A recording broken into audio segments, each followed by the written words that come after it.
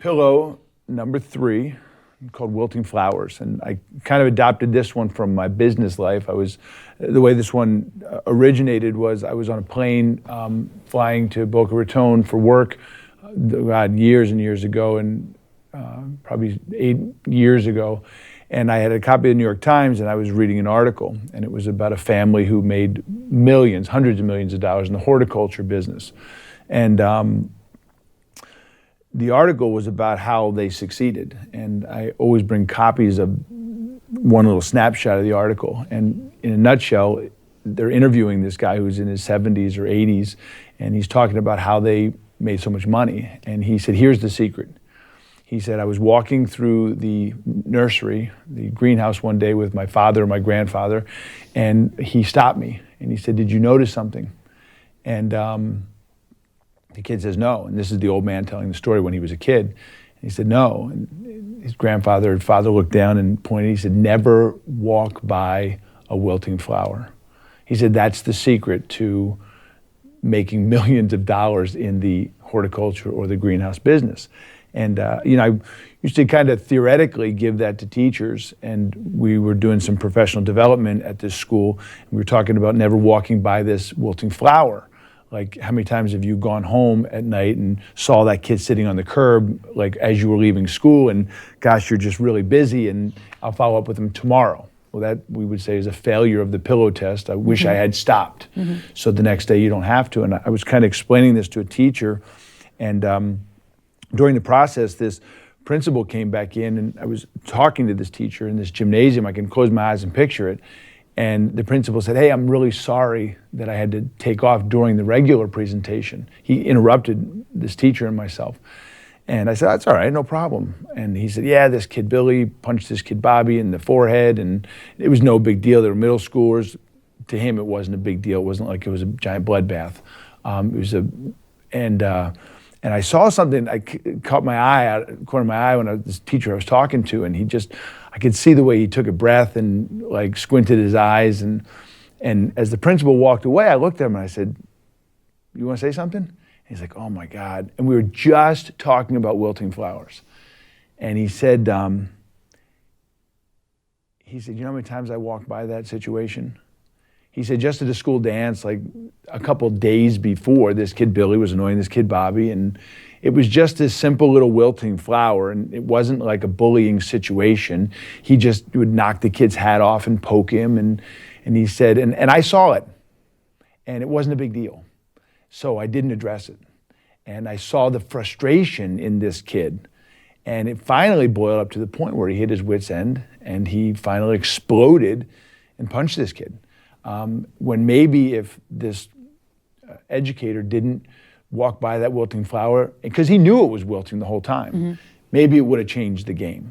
So that's kind of like Jason's commitment, is to not allowing wilting flowers to go unnoticed or unwatered when he sees them. Yeah, I think this is probably connects, when we talk about climate, I think it connects best to, no one likes to think or talk about it, but it connects best to the school shooting tragedies.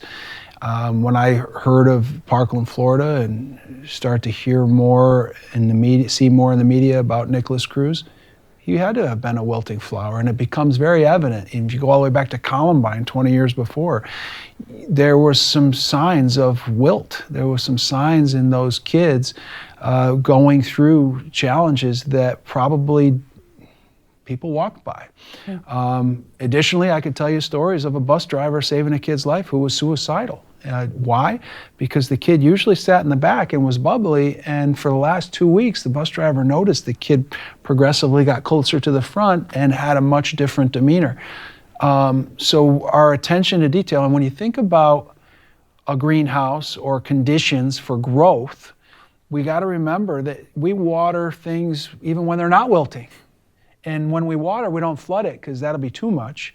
and you could ruin it or kill it that way too.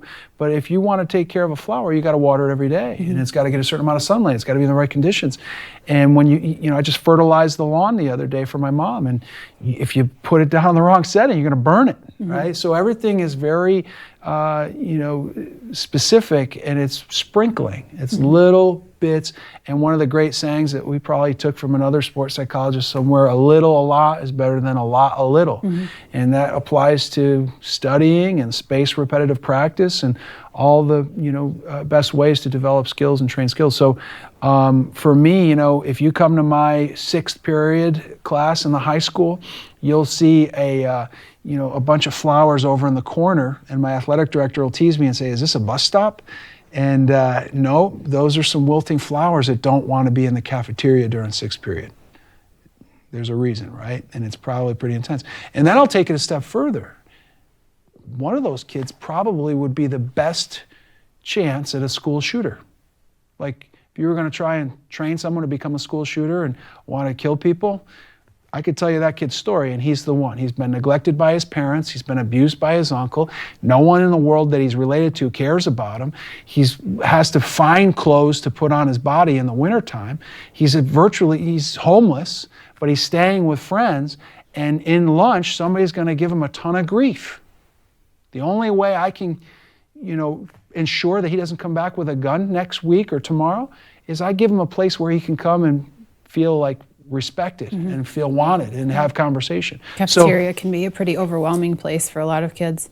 But it seems to me that in order to not overlook wilting flowers, you have to go into the greenhouse a lot. So what are ways that you check in with kids to see if their flowers are wilting? Right. I think I took this from a keynote speaker that we had this year in my school. His name was Thomas Murray, and he focuses on a lot of one-to-one practices, useful practices with technology. But he said, making an impact on climate is daily conversations, 30 seconds. And if you stare into someone's eyes for 10 seconds, it can be pretty awkward to go 10, 9, 8, and you're locked.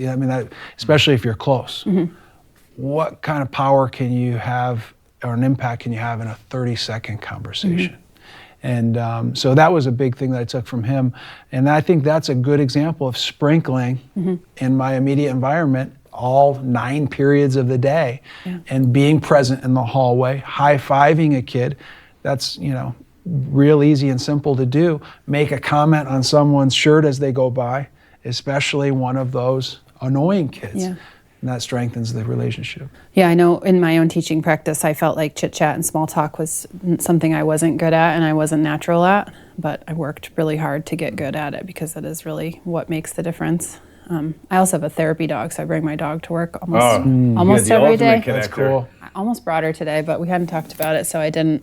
But that's a pretty incredible way to perk people up. I walk her to the people that are trying not to make eye contact with me. And amazing. We have Amos that is on our team. And worst service dog ever. Worst service dog in American history, but he is the greatest connector. He's a great dog. Actually, when I met that dog, I was in the middle of having my dog Luna become a therapy dog. Yeah, so it's a new gig for her, but it's been an amazing shift in our school to watch people, just connect, I like what you just said. Small talk, chit chat, especially with kids. We sometimes have this willful amnesia to what it was like to be a kid, and we forgot because we're adults now.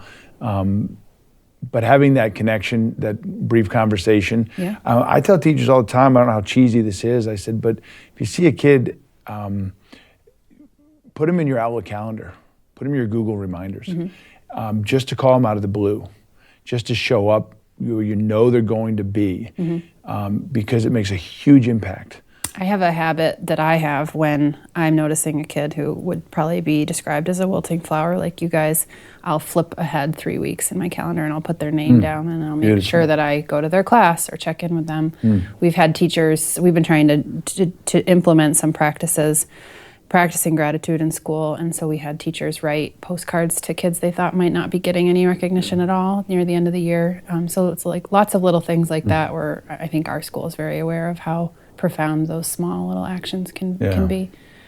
It's a moment what that moment can do for a human that is struggling and is disconnected or feels like they're disconnected with everybody, and just to take that pause, and it's amazing. Yeah. Well, the American Mental Health Association just came out with a statistic that I just can't stop thinking about. 50% of screeners, so that doesn't just mean smartphones, it's kids on screens, the impact of technology on anxiety and depression and so on. But the 50% of screeners will contemplate, so they're not suicidal, but they'll contemplate suicide and self-harm weekly. Half of our kids are contemplating it, is what that statistic tells me. That blows my mind. I just can't get that out of my head. But if there's kids contemplating it, they're on this like fence of destructive decisions. We need to water them before they go to the wrong side of that fence. So for me, you just don't know what kids are dealing with, and the statistics say chances are good they could have that feeling of hopelessness.